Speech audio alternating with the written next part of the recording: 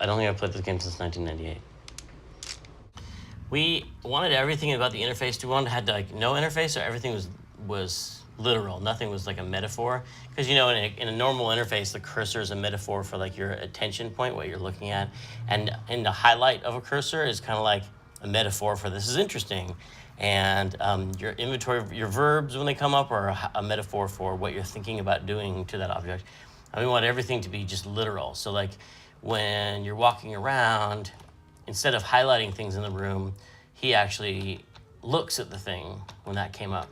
And we thought we were so clever for thinking of that because there wasn't a lot of that in games at the time. Like 3D games were not a big thing yet. And so head tracking, even though all games head track now, like head tracking is really, really common now. It was not that common back then. But anyway, we thought we were totally geniuses for coming. Maybe we were geniuses. But we thought that was really cool. No, I think having so much time go by has allowed me to have a lot of time away from the game. And so it's very fresh to me. Like I have not spent a lot of time with those characters in that game. It's been 15 years.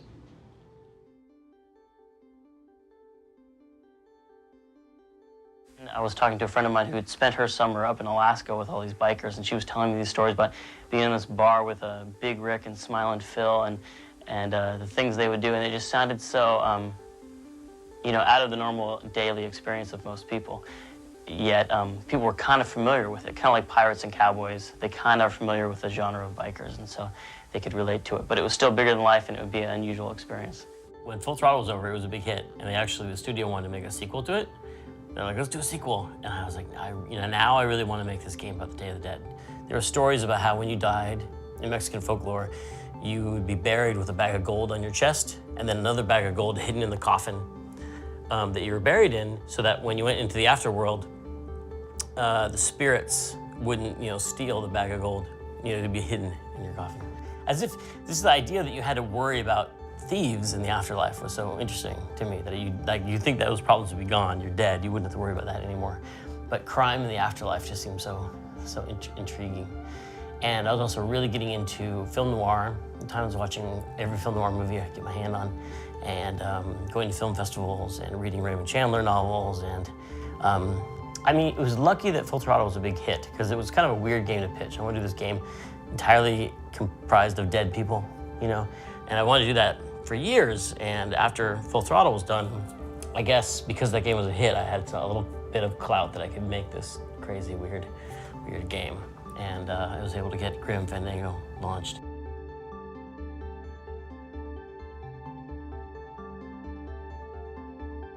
As soon as we brought these two crazy elements together of film noir and Mexican folklore, it was like one of those things that just sparked idea after idea after idea. And just whenever you hit something like that, it's so rare. Sometimes you're just brainstorming, you're just like pulling teeth to have an idea of like, how are we gonna, puzzles or rooms or locations or characters. It's such hard work sometimes to come up with ideas to fill in the framework of this thing you're making. But with Grim, it was like a fire hose. Like we couldn't turn off. It was just such a explosion of ideas and creativity on that project. It was really fun. It was a lot of people we've been working with before. The lead artist, Pete Sakel, he had been an important person on Full Throttle, and he was setting a high bar for the standards of the project. And Peter Chan, who had been working with us for a long time, and he was just this amazing, both creatively and also just the amount of work he produced. He just made drawing after drawing, just all creative ideas, and he really pushed everybody and inspired everybody to just really push ourselves to do stuff that no one had ever seen before. Grim is my favorite adventure game that I've ever worked on. Let me show you guys something. These are my family photo albums of when Tim and Pete Sakel came to visit and used to do work jams on the island with me. And those are all the storyboards for Grim Fandango. And here's me drawing. I don't remember, but Tim swears that I was drawing so fast I was shooting the little ball tips out. It was the first time I had ever worked in 3D, and so we were coming up with, putting together our first 3D art and animation team.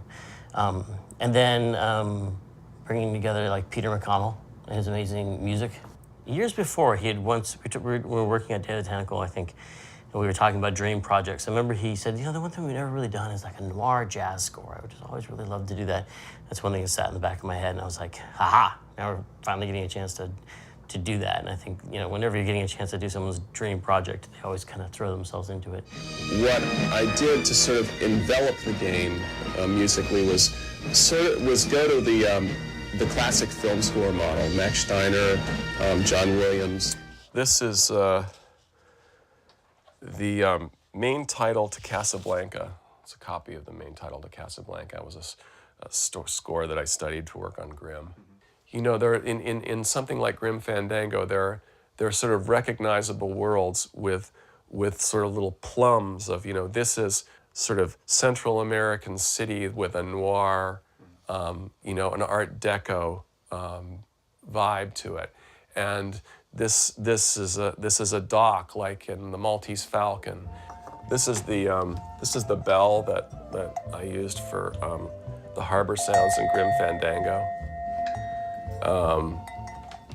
Grim Fandango was definitely, you know, one of my favorite projects back in the Lucas days. And he really just threw himself into that, and he did, I think, one of the greatest soundtracks ever.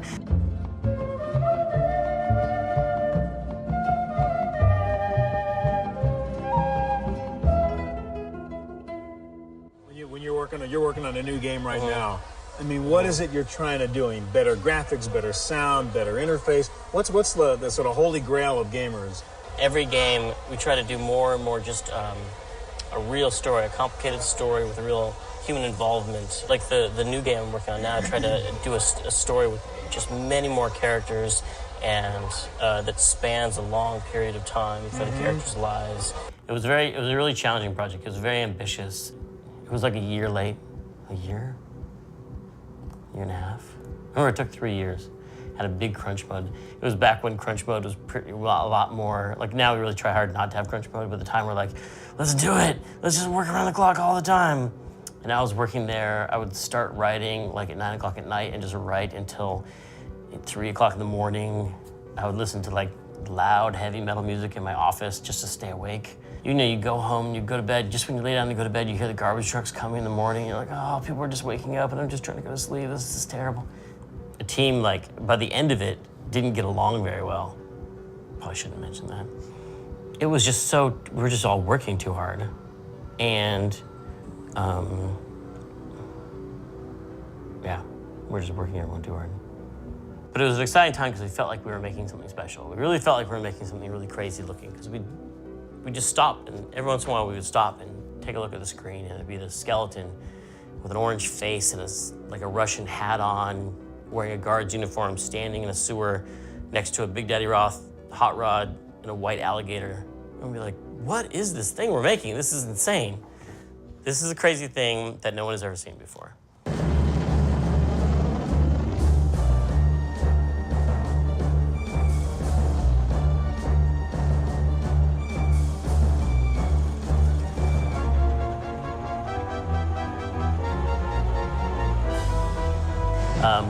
And yeah, we got to do whatever we wanted. And I think the management of LucasArts thought it was coming along really, they really liked it. And they really thought it was, you know, being done really well, and they were proud of it.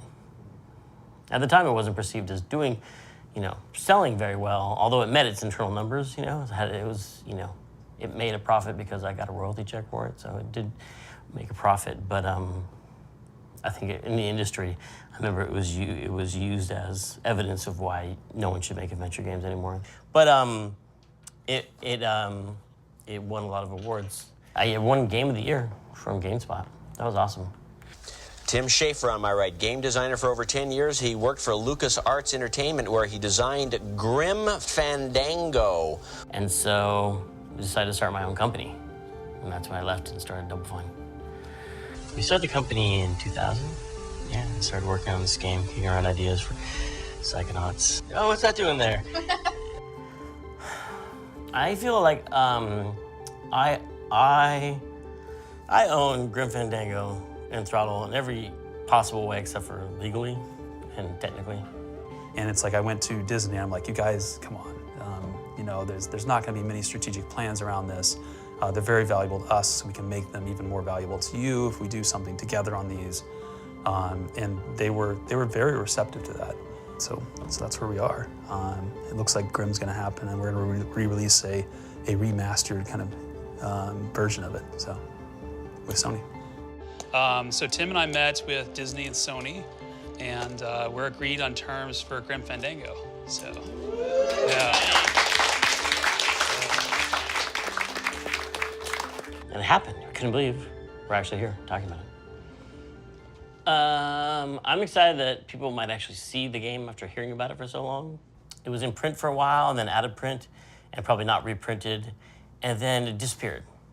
And in the days of disc-based games, that was it.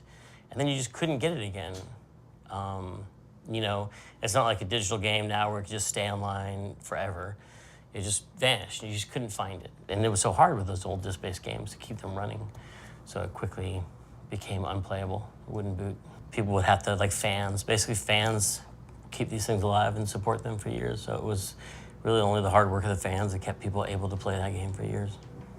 But not just keeping them alive and playable, they're actually improving them. They made HD versions of the game. They made a point-and-click version of the interface, fix for some of the bugs in the game. They found some temporary programmer art that I was promised would never be found by my lead programmer. They did a lot of stuff to make the old game run better and play better. And so it's really the grace of the fans that keeps these things running. I'd like to interface with the post-release community for Grim Fandango to utilize some of their enhancements. And this new version will hopefully take as much as we can of all that good stuff that's been done to Grim over the last 15 years and put it together. Because this, we fought hard to get the right to be the ones to re-release this. And now we have to live up to that. You know what I mean? Because this could have been done by someone else. And we have to prove that we were the ones to handle this correctly. So I don't want to take it for granted that I should get to do this because it was my game, but we know how to do this, this new edition of it correctly.